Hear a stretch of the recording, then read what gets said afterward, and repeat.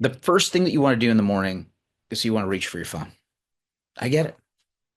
I have to do it all the time. I'll usually do it because of my alarm or something that's going on my watch or whatever. I get it. The biggest win that you can have in your day is okay if you got to touch that phone in the morning.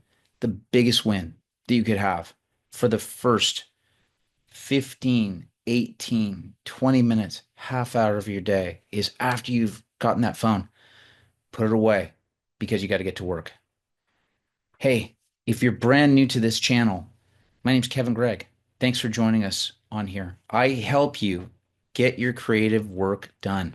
I help you get it done so that you can ultimately make a thriving living from it. Here's the biggest thing. Whenever we're trying to get any of our work done, there is so much input that's coming from so many different sources. And when you are a creative, I'm going to tell you, you have to start getting your mind bored.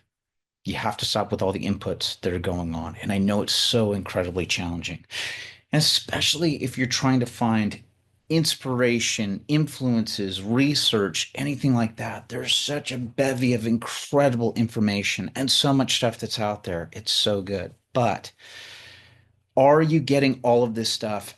And because you're inputting all of this stuff, it's interrupting your actual downtime thinking, creative processing that your mind, heart, and spirit needs in order to start coming up with your own material and doing your own work. And I get it. It can get crouched. It can feel like, well, I'm doing the right thing. I'm looking, or I'm doing this research, or I'm looking up something really quick. If you can, as best as you can. And I don't know what your specific art is. A lot of mine has to deal with writing and creating that way. Um, if there's some version of a tactile analog version of your art that you can do, please do that as best as you can in the beginning of the morning.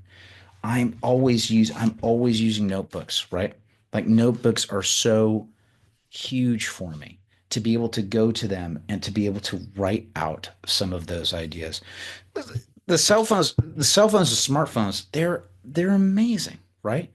I mean, they're amazing and they are such a useful tool. And I'm not saying to completely get them out of your creative process, but you do need to have a part of your creative process where you've got to be able to shut this stuff off.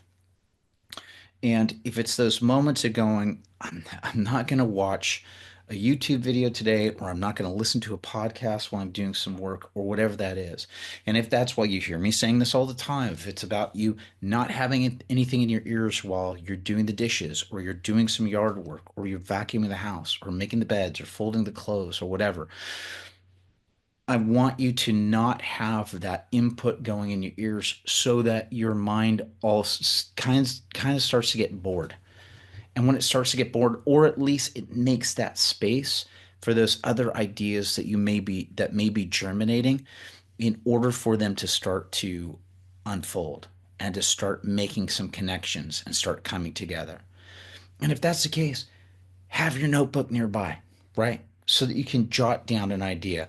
Or if you have to use a cell phone, then use a cell phone. Apple has a great notes feature on it. And in the notes, they've just added a thing of recording audio. So when you record audio, you can actually record the idea and then later it will transcribe it for you. And then you can add that written transcription into your notes. If you need to use a smartphone for that, while you're trying to also stay as analog as possible, that's amazing. As creatives, you need to have that downtime. Again, just think of what it was like if you were a kid and you were growing up and you had to go outside and play, right? Your parents said, get out of the house, go out in the yard, do something. We didn't have all of the fancy bells and whistles when I was growing up. I was born in 1972, right? So the 70s and 80s, in that early part, it wasn't about having all the latest doodads and gadgets. We just didn't have that in my family. We didn't have the stuff of like, you know, Ataris and ColecoVisions and Intellivisions. That was for kids that, the rich kids, where it's just like going, oh, you'd go over to their houses and want to play that stuff. But for me, for the most part, it was about running around and grabbing a stick or a tennis ball or something like that and just doing that. And as you're running around or on your bike, that's when your imagination would start to go and you'd start, flexing that muscle in your brain. I just want to encourage you, get as tactile or as analog as you can, at least for a small period of your day, every day. If it's the first thing you can do in the morning to just make space for these extra ideas that need to come in, great. I literally did this morning, right? I knew that there's a series of videos I had to record. Today is my recording day, and there's a series of videos I had to record for this channel, another channel that I work on, and coming up a little bit blank, right? My tendency is in the morning, well, I'm going to wake up. I got stuff to do. Let me put a podcast in my ears. Let me have a YouTube video that's rolling in the background or whatever.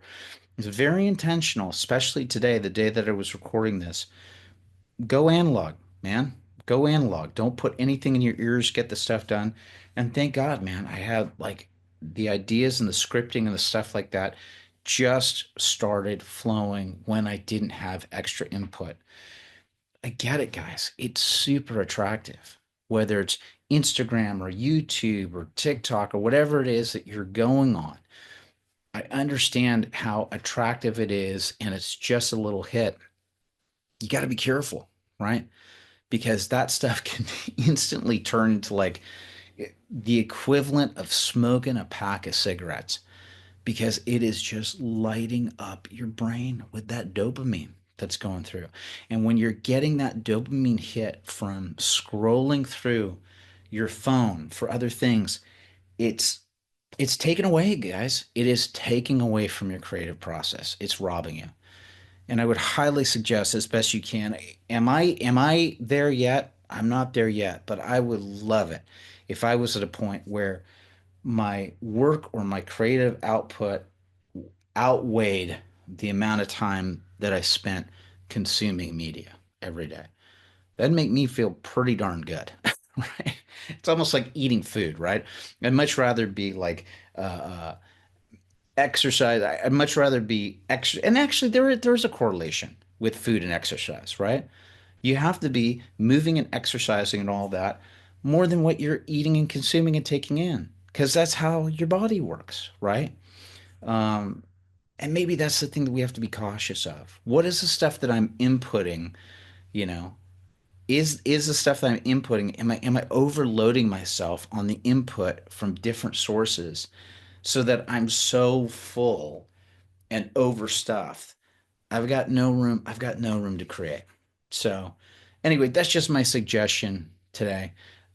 You've heard me talk about this video before.